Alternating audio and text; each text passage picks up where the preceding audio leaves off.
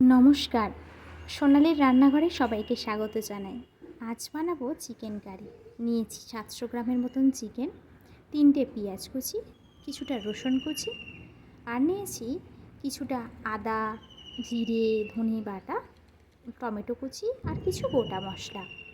আলুগুলোকে প্রথমেই ভেজে তুলে নিয়েছি। এবারে যে গোটা মশলাগুলো আছে সেইগুলো দিয়ে দেব। তেজপাতা, জিরে, গোটা গরম মশলা আর 2টো শুকনো লঙ্কা। সে কটা হালকা করে ভেজে তুলে রেখে দেব রসুন কুচিটা। রসুন কুচিটা হালকা ভাজা হয়ে গেলে দেব পেঁয়াজ কুচি। পেঁয়াজ কুচিটাও ভালো করে ভেজে নেব। এখানে বলে রাখি, পেঁয়াজ কুচিটা তাড়াতাড়ি ভাজার জন্য আমি কিছুটা নুন ব্যবহার করেছি, যাতে পেঁয়াজটা তাড়াতাড়ি নরম হয়ে যায়। এরপরে সেই গোটা মশলাগুলো এর মধ্যে মিশিয়ে দেব, দিয়ে সবগুলোকে খুব ভালো করে ভাজতে থাকবো।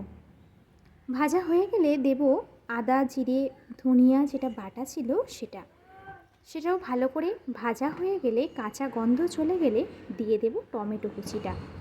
টমেটো কুচিটা ভালো করে কষতে থাকবো। অল্প গলে যাওয়া অবস্থাতে আমরা এবার চিকেনটা ওর মধ্যে তুলে দেব।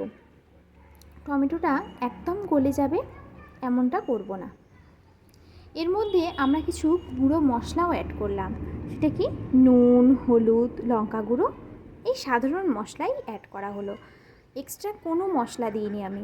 তাতেই দেখো চিকেনটা খুব সুন্দর, খেতেও যেমন দুর্দান্ত হয়েছিল তেমন দেখতেও দুর্দান্ত হয়েছে। চিকেনটা দেওয়ার পরে বেশ ভালো করে বেশিক্ষণ ধরে কষতে থাকবো।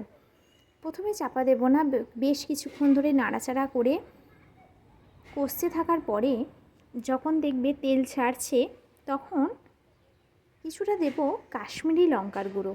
সেটা রং হওয়ার জন্যই দেব, অন্য কোনো মশলা আর অ্যাড করব না। এবারে একটু চাপা দিয়ে দেব।